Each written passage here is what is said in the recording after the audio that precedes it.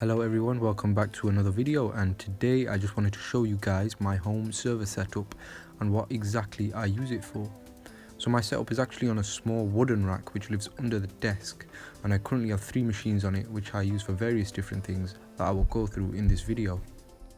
Okay, so starting at the top half of the rack, I have 2 custom built machines which were built using spare parts that I had.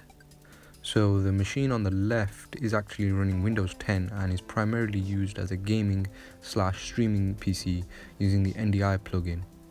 As far as specs go, the PC has a quad-core AMD FX 770K, 10 gigs of DDR3, a GTX 1050 Ti and a 500GB Western Digital hard drive. The PC on the right is used as a NAS and a home media server running FreeNAS. Powering this system is an AMD FX 6100, 8 gigs of DDR3, an 80GB drive for the OS, and a 2TB hard drive for storage. And finally, the server at the bottom is a Dell PowerEdge 2950 3rd generation running ESXi 6.0. Inside the server is a couple of quad-core Xeon X5450s, 16 gigs of DDR2, dual 750W power supplies, and for storage I have 6 500GB hard drives running in a RAID 5 setup. And yes, I know that the PowerEdge 2950 is old and that it's loud and it's inefficient, but it does what it needs to do for me. So as I mentioned before, I have 6 500GB hard drives in a RAID 5 setup.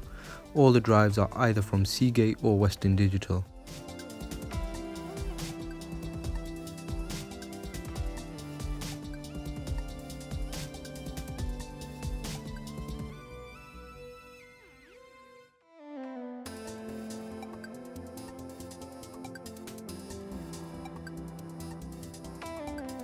Since I only have 3 caddies, 3 of the hard drives are just sitting at the bottom with a piece of felt to prop them up.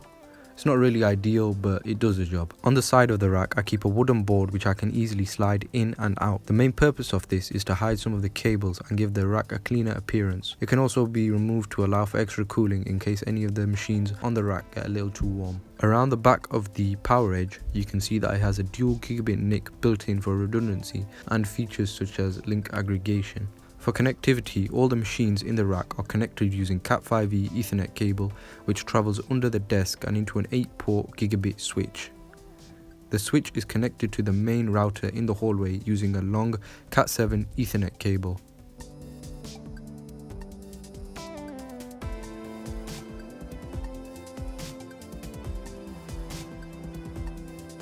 The router I'm using is a TP-Link Archer VR600 if you're curious.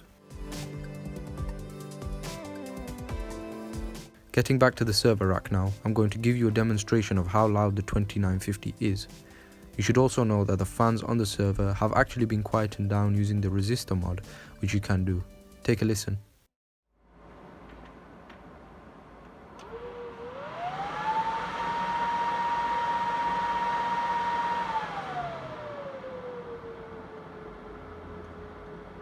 Even though it sounds like a 747, this mod actually makes a huge difference and makes the server much more bearable than before.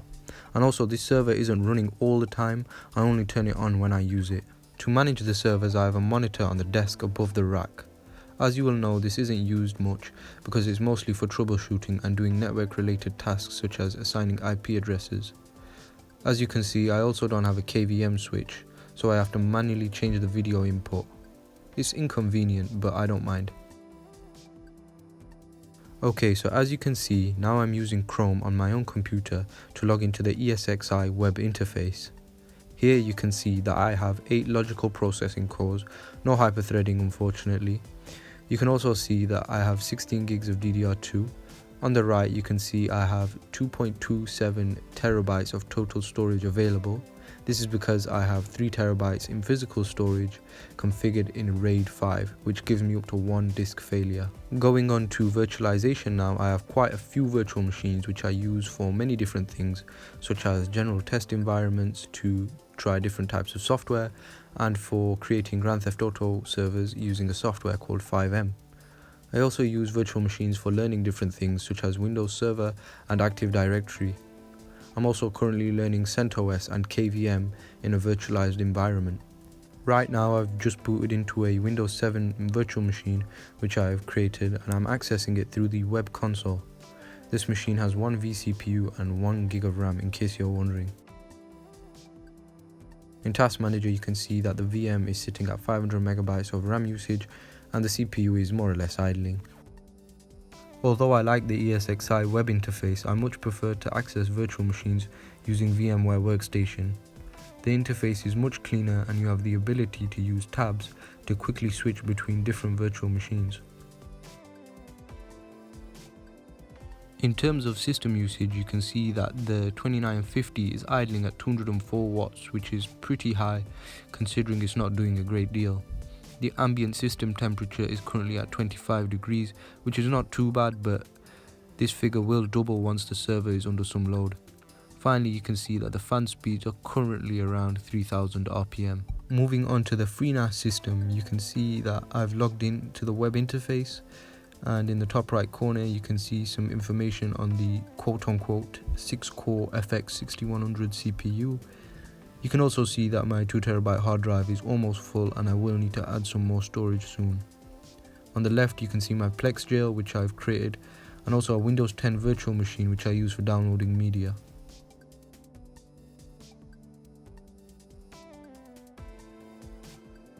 Moving on, you can see that I'm now in the Plex web interface, and from here I can manage all of my media including movies, TV shows, and the great thing about Plex is that it automatically scans all of your media and finds the relevant metadata such as actors, plot summary and artwork. With the FX6100 I found that I can have up to 7 local media streams running without any issue. I have my Plex server installed on top of FreeNAS using the Plex plugin which is freely available from the plugins page on FreeNAS.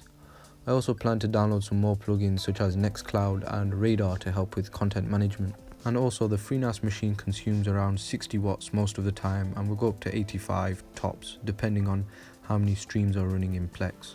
Okay, so that was my humble home server / lab setup. I know a lot of people will disagree with the inclusion of a 2950 and I completely understand why. However, they can be picked up for very cheap. My particular one cost only £30 and that was 3 years ago. And also they're great for learning on, in my opinion. I personally have learned a lot from this server, in terms of enterprise grade hardware and software. And if you damage it, it doesn't really matter because they are quite cheap anyways. That being said, you will be much better off with something newer such as a R710 or a HP DL380, as they are much more powerful and efficient. That's all from me today. Thank you for watching, and please leave it a like if you enjoyed the video and consider subscribing if you want to see more content like this.